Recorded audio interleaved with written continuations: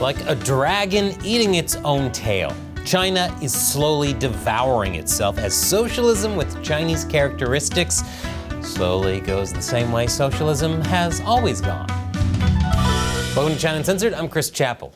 Did you know YouTube is secretly unsubscribing people from China Uncensored? We did a survey and found 1 in 4 of you had been secretly unsubscribed. So double check that you're still subscribed, and if you haven't subscribed, now's the time. And don't forget to leave a honeypot emoji comment below for the algorithm and for everyone's favorite Pooh Bear. So, Chinese netizens have found a lot of different buzzwords to express the hopelessness that is consuming them and their country. There's tanping, or lying flat, laiban, or letting it rot, both of which have gotten a fair amount of attention from Western media. But one buzzword hasn't gotten so much attention, and that's because it's a little bit complicated. The word is rejuvenation, translated as involution.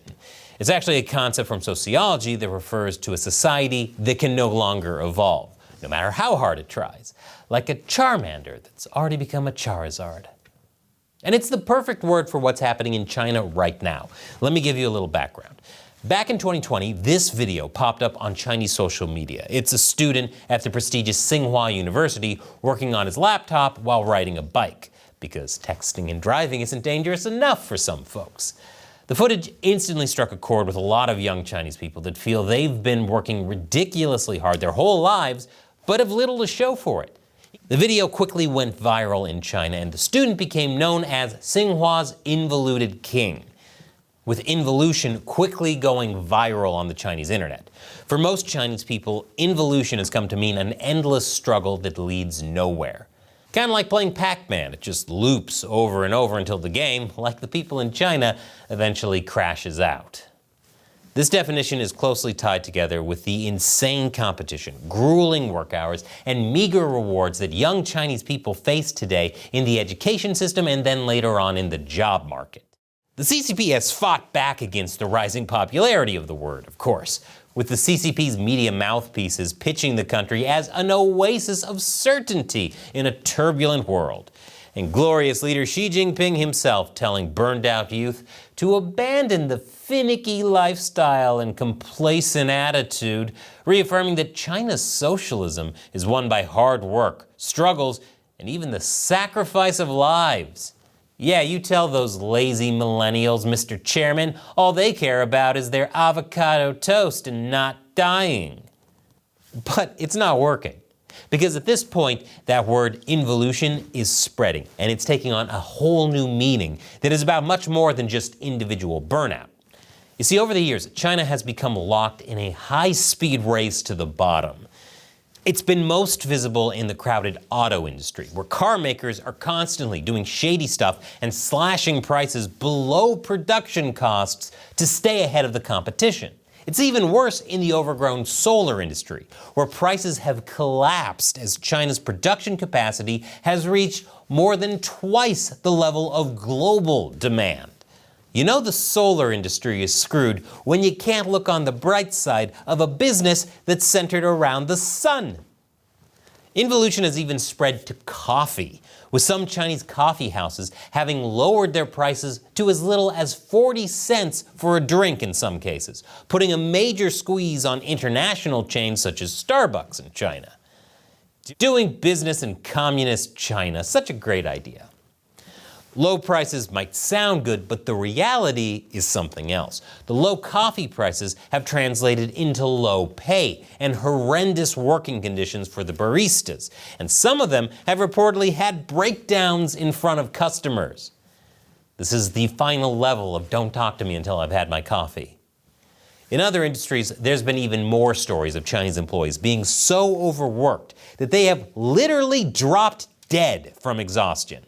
This sort of thing is happening across Chinese sectors and industries. Everywhere, Chinese companies are clashing in cutthroat competition and cutting prices and expenses to the bone in a fight for market shares that's leaving everyone poorer and more stressed out. And as this downward spiral has intensified, the alarm bells have started going off throughout the Chinese economy, assuming their alarm bell industry hasn't already collapsed. China's consumer confidence is historically low. The country is stuck in a steep cycle of deflation. Corporate profits are plummeting, and Chinese workers constantly have to brace themselves for waves of pay cuts. At this point, the government's growth target of 5% for 2025 seems to be in jeopardy as well, and that's going by the government's own manipulated numbers. Going by the actual numbers, the real outlook is probably closer to.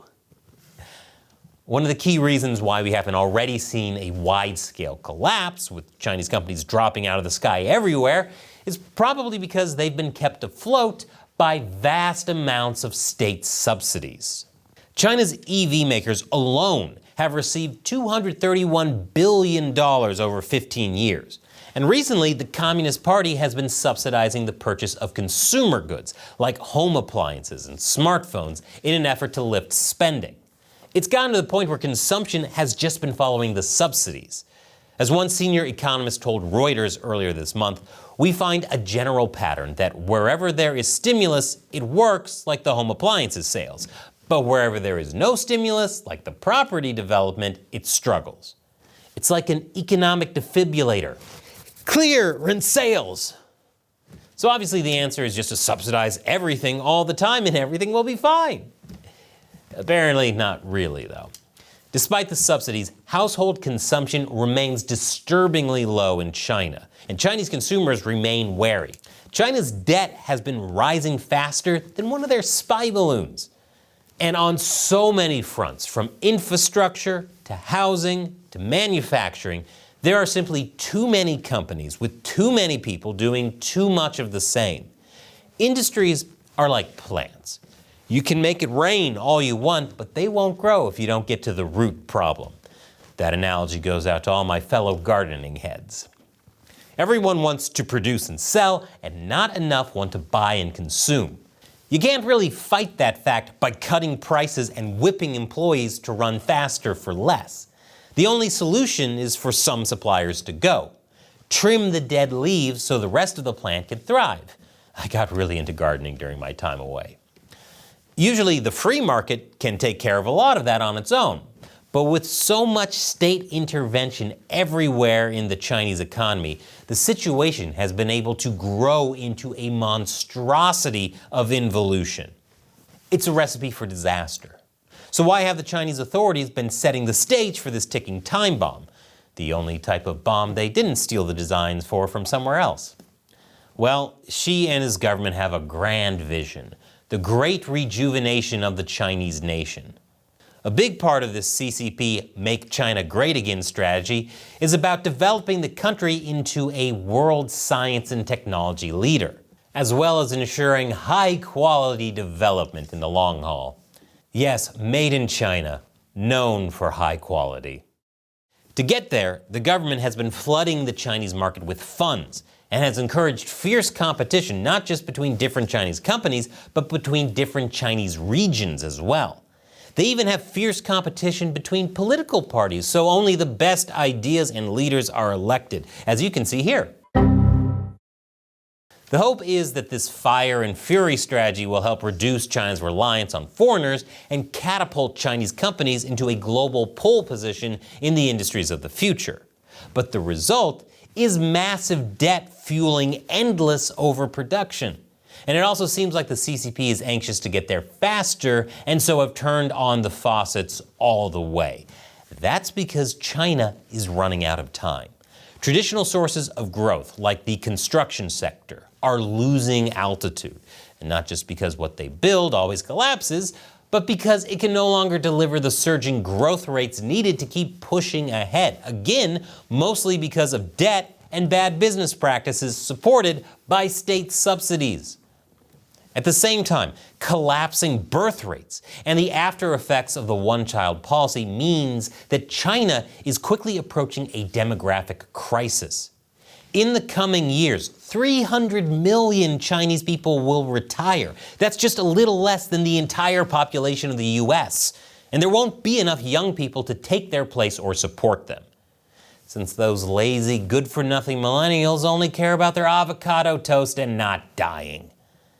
Overall, it means that China only has a brief window before incoming challenges start to overwhelm the country. To add to the struggle, the outside world has grown increasingly suspicious of Chinese intentions, which means all my work wasn't in vain. I screamed into the void, and the void listened. Foreign governments have taken steps against aggressive Chinese demands for technology transfers from foreign companies operating in China. They've blocked Chinese attempts to acquire foreign companies holding advanced and sensitive technologies. And they've set up more restrictions on new Chinese tech products. These obstacles mean that the Chinese Communist Party have had to spend precious time trying to develop certain technologies on their own or find other ways to steal. I mean swipe, I mean pilfer, I mean acquire them from unwilling foreigners.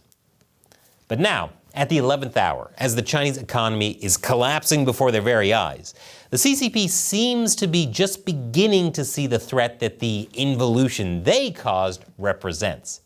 In fact, the government and state media have actually started using the word themselves, which on its own is a major step, I guess.